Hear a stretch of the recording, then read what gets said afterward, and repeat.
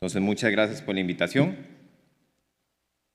Qué difícil hablar de este tema, dificilísimo hablar de este tema cuando hay un par de guías tan actualizadas que en 20 minutos les va a decir mucho más de lo que yo les vengo a decir. ¿Y cómo puedo hacer yo hoy para poner una espinita, para ser polémico, para despertar un poco este tema en ustedes? ¿Cómo puedo hacer yo? Pues la única forma es que yo hable de lo que está pasando en nuestra región. No veamos una guía, veamos lo que está pasando en Centroamérica y el Caribe con el hepatocarcinoma. Vengo de un centro, soy un orgulloso representante de un equipo muy trabajador multidisciplinario. Tenemos un programa de trasplante hepático con donante cadavérico. El lunes pasado, nuestro trasplante 28 en este año. Hacemos donante vivo adulto-adulto, un programa de intervencionismo con acceso a TIPS, con acceso a quimioembolizaciones, embolizaciones transarteriales. Tenemos una clínica de hepatocarcinoma, vemos 5 a 10 pacientes cada semana. Somos centro de referencia para Costa Rica. Tenemos el 100% de la oferta del BCLC. Tenemos acceso a múltiples tecnologías y muchos de los datos que yo hoy vengo a darles vienen de mi centro y por eso tengo el respeto de decirles quiénes son este equipo multidisciplinario. No cuento con conflicto de interés y para ponernos en unos zapatos reales, imagínense ustedes, ahí donde están. Mañana, 4:30, están en la consulta privada hospitalaria, última consulta, viene una paciente referida, son las 5:30, a las 5:30 arranca el clásico de Águilas contra Tigres del Licey. Y es una paciente de 64 años, síndrome metabólico, etilista inactiva, 3 meses de evolución de síntomas constitucionales, es una cirrótica descompensada y viene con un LVAD-5 de 55 milímetros en segmento 8 con escasa citis peripática. Y comienza una lluvia de ideas. Esta paciente, ¿cuántos meses? ¿Cuánto duró con el protocolo? ¿Cómo están sus comorbilidades? ¿Cuál es su condición cardíaca? ¿Es una etilista inactiva? ¿Cuál es su contexto social? ¿Estuvo más acítica? ¿Tiene síntomas oncológicos? ¿Cómo está su albis, su alfa-feto, su lesión? ¿Cómo está su cirrosis? ¿Es su ubicación subdiafragmática? ¿Base sanguínea recompensable? Me bloqueé. Y tratar eso en nuestro contexto es 10 veces más difícil. ¿Por qué? Porque a nivel de desarrollo estamos por abajo, de acuerdo a la Organización de Desarrollo Económico, por debajo del promedio de los países desarrollados. Tenemos un esquema que es completamente heterogéneo para nuestros países, tenemos una heterogeneidad compleja desde el punto de vista social, cultural, económica, pero hay algo bueno, tenemos retos en común. Y no podemos entrarle a este tema sin ver todo lo que abarca este tema. ¿Cómo hago yo para tratar un hepatocarcinoma si no lo estoy detectando? Entonces, lo primero que yo ocupo saber es cuál es mi población de riesgo. Porque si yo me voy a la teoría, dice que le pongamos mucha atención al virus de hepatitis C. Y yo veo como 50, 60 pacientes en la Seguridad Social y yo no veo virus de hepatitis C a la semana. Y yo creo que ustedes tampoco. Cuando vemos esta encuesta, que fue una encuesta realizada, dirigida por el doctor Calleja, en la cual participamos, 51 especialistas de cáncer, 19 respondieron por parte de República Dominicana, 7 dominios. Y cuando se pregunta cómo estábamos de estudios epidemiológicos en enfermedad hepática y hepatocarcinoma, estábamos mal todos. Y ustedes también pensaban que la enfermedad hepática más frecuente, la etiología más frecuente, no era hepatitis C, era alcohol y metabólico. Entonces, la literatura que se hace en otras latitudes no conoce nuestra realidad. Son unos datos que nosotros hicimos, nos pusimos a ver de acuerdo al sistema de seguridad social que se venía hospitalizando desde el 2003 para adelante. Vimos a nivel del sistema quiénes ingresaban por enfermedad hepática o nombres derivados de esto y vimos qué estaba pasando y descubrimos que fallece un paciente cada 12 horas por enfermedad hepática o enfermedades asociadas. La punta del iceberg. Y cuando lo establecimos por quinquenios, vimos que lejos de ser una enfermedad que va en disminución, va en franco aumento. Y que la estimación para el 2040 es que será el segundo cáncer de mayor aumento porcentual. Esta es nuestra base de datos, nos pusimos de acuerdo los 9 gastroenterólogos del servicio y dijimos, hagamos un chat de WhatsApp y comencemos a mandar cada paciente que nos llega a la consulta, por cada una de esas etiologías, mandemos una foto y hagamos un Excel. Y comenzamos a ver al cierre, 5 años después, que 2/3 partes de todo lo que veíamos en la consulta tenía que ver con enfermedad hepática y que 3/4 partes de todo lo que se hospitalizaba en gastroenterología era enfermedad hepática. Y cuando veíamos la etiología, 47% más el DI y un 20% enfermedad hepática por alcohol. Hicimos una corte del 2018 para acá, hemos tratado 260 pacientes con hepatocarcinomas distintos, queríamos el perfil epidemiológico, 76% tiene criterios metabólicos. Y cuando veíamos la etiología categorizadamente, 85% de todos nuestros hepatocarcinomas era mast cell, alcohol o su combinación. Entonces yo no creo que la manzana caiga tan largo del árbol.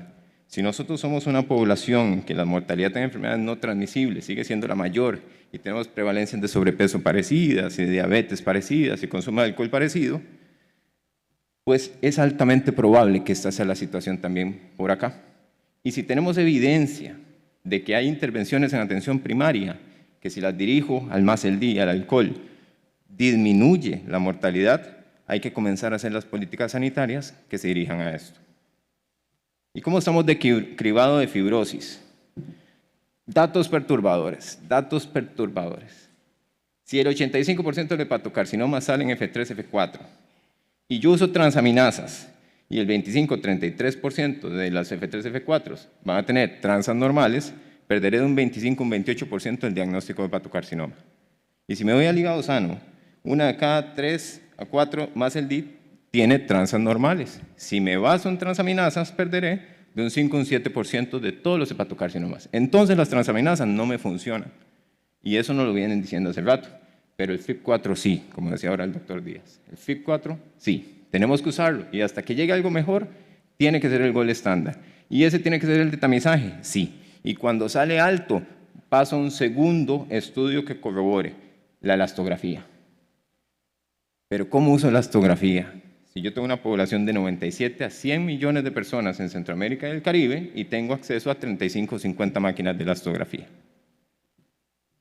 ¿Qué hacemos? Nos adaptamos, porque no nos van a comprar las máquinas que nos hacen falta, porque es más difícil en nuestra región. ¿Cómo nos adaptamos? Pues eso es lo que intentamos hacer. En nuestro país agarramos y nos basamos en lo que teníamos. Datos sonográficos, datos de TAC, datos de resonancia y analítica. Y comenzamos a ver que si estos pacientes los recogíamos cuando tenían esos datos sugestivos, diagnosticábamos más hepatocarcinoma. Si esto funciona o no, les cuento si me vuelven a invitar, porque esto arranca prospectivamente. ¿Okay? ¿Y cómo estamos con cribado oncológico? Aquí hay poco que decir. Sabemos a ciencia cierta que si yo hago un ultrasonido bianual, detecto más temprano, tengo más acceso a terapia curativa y mejora mi supervivencia. Y esto hay poco que decir y eso es una realidad aceptada. A pesar de un estudio que en algún momento arrojó una alarma hace unos 5 años, esta es una realidad aceptada. Pero ¿qué tanto aplicamos nosotros eso? Cuando se preguntó, población dominicana, respondió que se cuestiona un poco si los radiólogos tienen la formación adecuada. Y eso es importante hacerlo. Esos son los puntos críticos que quiero corregir.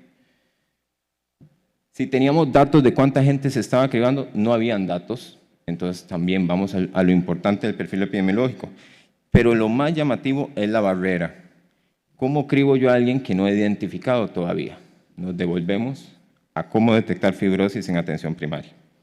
Y estos son los mismos datos en mi país. Hicimos una encuesta transversal, 47 gastroenterólogos lo contestaron, prácticamente el 50% de nuestros agremiados.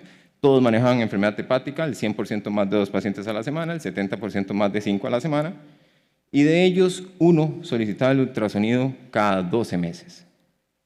Pero lo más llamativo no fue eso, sino que el 90% de ellos valoraban sus pacientes en conjunto con medicina interna, medicina familiar u otras especialidades. Y la evidencia de la literatura nos dice que cuando otro especialista, otro médico lleva el control de estos pacientes, se apega al cribado más o menos como un 9%. Y cuando lo hacen los gastroenterólogos, un 75%. De tal forma que está bien que nos ayuden porque es mucha población, pero hay que educar cómo debe hacerse esto. Porque al final, el gastroenterólogo que se involucra en el manejo de hepatocarcinoma, ya hay evidencia científica que dice que nuestros pacientes viven más, punto. Cuando nosotros vimos nuestra cohorte, una cohorte de los 260 pacientes, vimos esto, que hay un 44% de esos pacientes que se están detectando bajo screening, es decir, la mayoría no se detectaron bajo un control gastroenterológico. Otro dato llamativo, la gran mayoría de ellos no elevaba alfa-fetoproteína. Entonces tampoco esto viene a salvar la tanda, como decimos en mi país. Y cuando veíamos en qué estadio se traducía esto, 50%, entonces los estamos detectando en un estadio que se considera incurable. Y acceso a otras tecnologías, es aquel que yo ya activé, ya le hice el ultrasonido. Nos dicen las guías que si yo tengo ya una lesión, yo tengo que complementarla con una imagen trifásico o resonancia. Eso es lo que sigue, para ponerle nombre y apellido. En esta encuesta nosotros vimos que 1 de cada 5 de los encuestados no mandaba el trifásico, mandaba un ultrasonido control o mandaba una alfa-fetoproteína. ¿Y ustedes? Sí hay acceso a TAC, pareciera que no hay tanto acceso a resonancia, está combinado, pero lo que es crucial y es punto de alarma y exige que todos los que estamos en este auditorio hagamos lo necesario para cambiar esa política, es que me tengan que pedir una biopsia para que me aprueben un tratamiento. No vamos a gastar tiempo en eso, eso simplemente tiene que caerse como una política. Y acceso a tratamiento y equipo multidisciplinario, porque ese es el gol estándar europeo, como bien lo decía el doctor Mendizábal. Ese es el gol estándar que tenemos que seguir. Y la evidencia médica que dice que el manejo de un equipo multidisciplinario permite mayor sobrevida, acceso más temprano, mayor acceso a terapias curativas, es abrumante. Y las curvas de Kaplan-Meier son abrumantes, de tal forma que aquella persona que siga tratando un hepatocarcinoma él solo no está bien. En la encuesta transversal de nosotros en Costa Rica, vemos que 1 de cada 4 no conocía la oferta que teníamos en el país, que 1 de cada 4 no sabía o no había referido pacientes al programa de trasplante, e incluso había un 5% de nuestros gastroenterólogos que no sabía que había programa de trasplante. Y vengo de un centro donde vamos a nuestro trasplante número 28 el lunes pasado en este año. Cuando se les preguntaba quién debe dirigir el manejo del hepatocarcinoma, la mitad decía, creo que el gastroenterólogo. La pregunta es, ¿qué decía la otra mitad? Un popurrí. O sea, eso era un popurrí. Se mandaba a donde se pudiese mandar. Y esto es falta de alineamiento. ¿Y cómo estamos, República Dominicana, con respecto a acceso?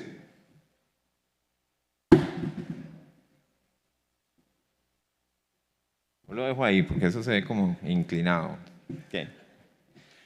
Hay acceso a cirugía, hay acceso a trasplante, pero ojo, una cuarta parte no está seguro de ese acceso.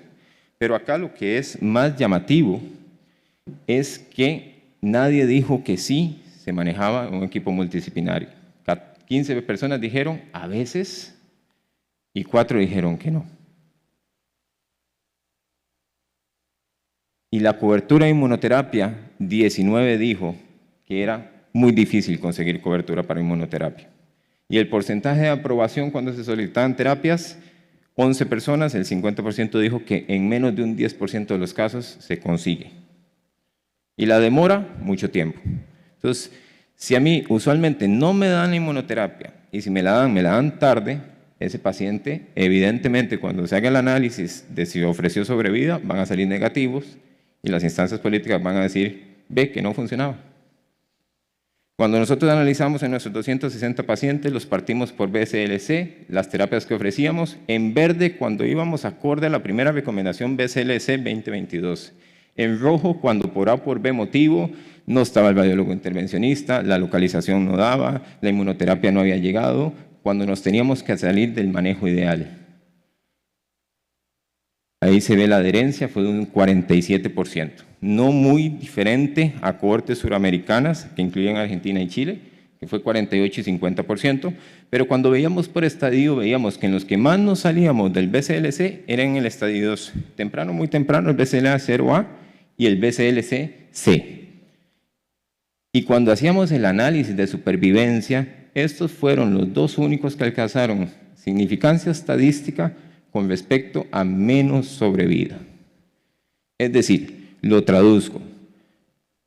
Cuando nos desapegamos de BCLC, los pacientes fallecen más. Y sin embargo, menos del 50% de los pacientes están tratados acorde a BCLC, por todo lo que hemos hablado, acceso, etcétera, etcétera. Pero esto es un norte. Finalmente, lo que no se publica, lo que no se escribe, lamentablemente dejó de existir para beneficio político y para beneficio académico. En este que tuve la oportunidad de trabajar con el doctor Arrece, hicimos un estudio para intentar ver cuál es la actualidad académica de la patología para toda Latinoamérica.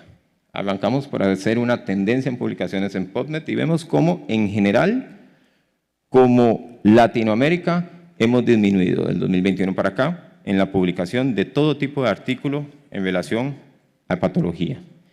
Sin embargo, cuando lo partimos por países, y esta es una diapositiva que a mí me duele un montón, somos la zona que más deuda tiene desde el punto de vista científico.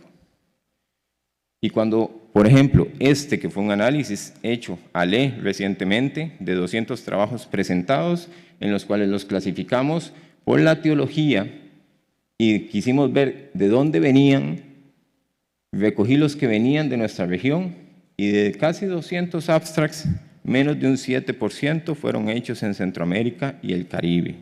Y esto es una deuda para con nuestros pacientes. Entonces, hicimos este trabajo. Difundimos una encuesta que había sido evaluada internacionalmente y validada. Vimos 5 rubros principales. Cuál era la capacidad humana de cada país. Y esto era como cuántos hepatólogos tiene, adultos, pediátricos, cuántos nuevos entrenados.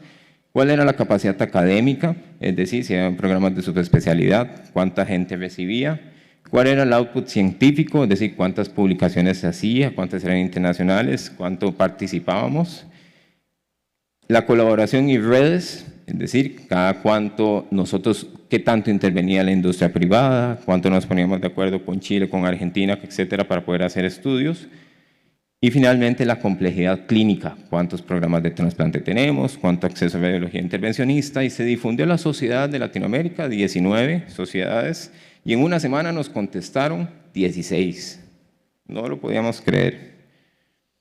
Y le dijimos a la inteligencia artificial, hágame un heatmap, póngame en rojo aquel país que lamentablemente no tiene capacidad en ese rubro y póngame en verde aquel país que es dominante. Y tíreme un heatmap de cada uno de esos 5 rubros. Y hágame al final algo que se llama, invénteme un score, se llame Índice Global de Capacidad de Desarrollo Académico y clasifíqueme a cada país. Y esto me permitió a mí saber, por ejemplo, que en Costa Rica tenemos que comenzar un programa de formación y tenemos que fortalecer las alianzas de investigación internacional. Pero aquí lo dejo, porque ahí están nuestros países y está la condición. Somos los que dominamos en lo rojo y en lo naranjado. Entonces, mensajes para llevarse a la casa. Ojo con el MASLD, la enfermedad hepática alcohólica. Usemos FIB4, usemos elastografía, pero si no hay elastografía, adaptémonos. Usemos ultrasonido y usemos alfafeto, pero de nada me sirve si no he identificado con quién. Usemos TAC, usemos resonancia. La biopsia hepática, eso tiene que caerse. Equipo multidisciplinario. Ocupo garantizar acceso a mis pacientes a la oferta que hay actualmente con evidencia científica y tengo que buscar hasta que demostremos nuestro algoritmo y nuestros números. Tenemos que basarnos en BCLC. Y la investigación exige y obliga a nuestras entidades gubernamentales a escucharnos. Si yo no escribo, si yo no tengo datos, es muy fácil para ellos decirnos, sí, luego lo vemos. Dejo esta iniciativa. Es un grupo que tenemos 3 colegas que solían ser estudiantes, que son geniales. Tenemos toda la intención de investigar con ustedes para Centroamérica, el Caribe y a nivel internacional, todo lo que quieran investigar. Lo que queremos es ser parte de una investigación y plantearles una iniciativa que si quieren arrancar, quieren que les ayudemos con los datos, lo que sea, estamos ahí para hacer una alianza de investigación. Muchas gracias.